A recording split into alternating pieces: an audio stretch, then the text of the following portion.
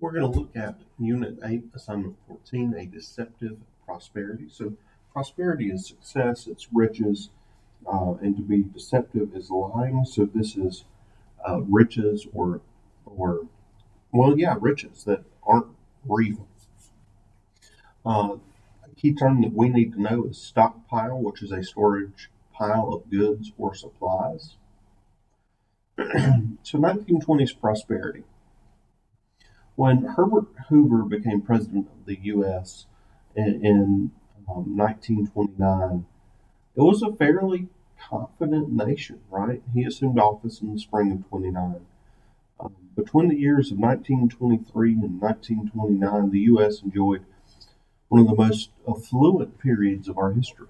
Um, Much of the rapid growth in industry was a result of the production of motor vehicles between 1920 and 29. The annual sales of automobiles, trucks, buses jumped from two 2,227,000 dollars. And think about this: that some people make that in a year. That is $2 million. That's not a whole lot of money, but that was the whole automobile industry in that era. It jumped to $5 million. It doubled, more than doubled. Today, according to Odyssey, the average car costs between $20,000 and $30,000. Well, listen, I can tell you that that's not the case if you go on to the Ford dealership and look at a new F-150. Um, they'll tell you $50,000 and won't blink an eye at it. Well, labor unions in the 20s rose up. They supported employee benefits. They fought for better wages, shorter working hours, and improved working conditions. Let's look at reasons for the market crash of 1929. There was such an optimistic outlook for the nation's economy. Few were going to be prepared for what followed. On October 24th, 1929, excessive selling on the American stock market dropped prices to dangerously low levels. Then, on October 29th, 1929, disaster struck as frantic stockholders offered 16 million shares for sale at giveaway prices. Some stocks couldn't even be sold at any figure. The sudden collapse caused hundreds of thousands of stockholders to lose everything. People honestly went broke.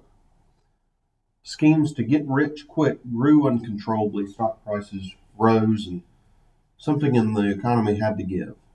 A decade of overproduction, overextended credit, and wild spending had to be accounted for.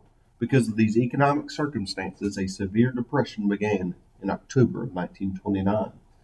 That's known now as the Great Depression. The Great Depression was felt across the nation by rich people as well as poor people. Now, the wealthy were affected in various ways.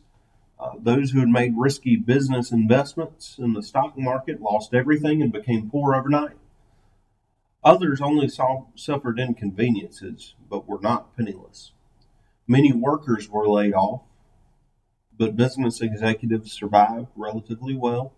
Owners of small businesses simply performed the tasks they had previously paid others to do. Large automobile corporations such as Ford, Chrysler, General Motors reduced employment, but these cutbacks only halted their large profits.